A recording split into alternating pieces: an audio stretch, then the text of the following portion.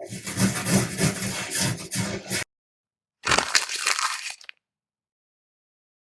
you find yourself applying fundamentals but still not choosing correct answers? Here's a strategy to help choose more correct answers. I'll show you what I mean by use the simplest fundamentals for even the most complex questions on an actual MCAT question. This is a typically missed type of question, having a lot of hard to follow details in the question stem and answer choices, plus words and ideas that may make you wonder if this is all content you have to know for MCAT. Pause the video and take a moment to answer the question on your own before I get into it. You can even click an answer in the interactive quiz. After the question stem says all this, the question simply asks for the best explanation of these observations, which makes everything and anything in the question stem important. To not get overwhelmed, go through each answer choice before processing information in the question stem, and go through each having in the back of your mind that at least one may have fundamental words and ideas that you do know that may be fundamentally flat out false, and eliminate it regardless of what the rest of the answer choice says. And then, after processing answer choices this way, use the remaining answer choices to determine what's important to focus on in the question stem, just like it is a passage paragraph.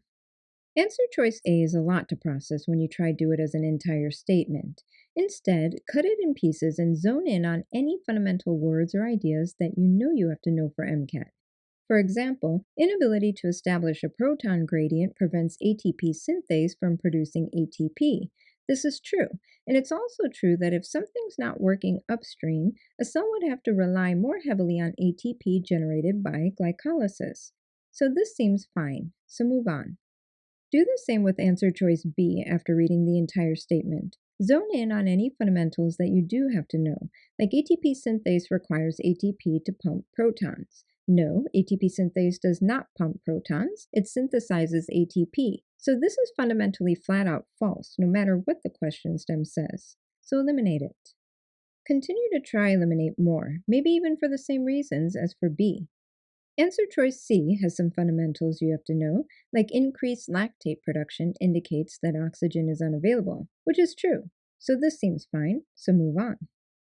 Answer choice D says something about allowing glycolysis to regenerate the proton gradient. Glycolysis does not generate the proton gradient, electron transport chain does. So this is fundamentally flat out false no matter what the question stem says, so eliminate D.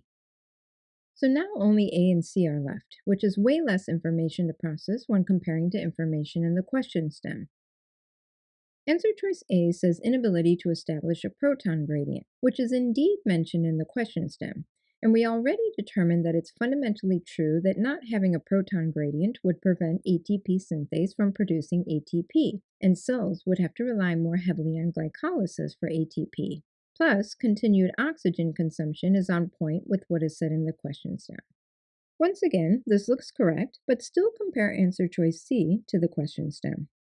Increased lactate production was indeed mentioned in the question stem, but while it's fundamentally true that increased lactate production indicates that oxygen is unavailable, the question stem said the complexes of electron transport chain continue to transfer electrons to oxygen at nearly normal rates, which is opposite of what's said in answer choice C about preventing electron transport, which makes C incorrect about the observations and A the correct answer. Looking for and eliminating fundamentally false answers with the simplest fundamentals that you do know before processing complex question stem or passage information will make choosing correct answers so much easier for you. Simple as that.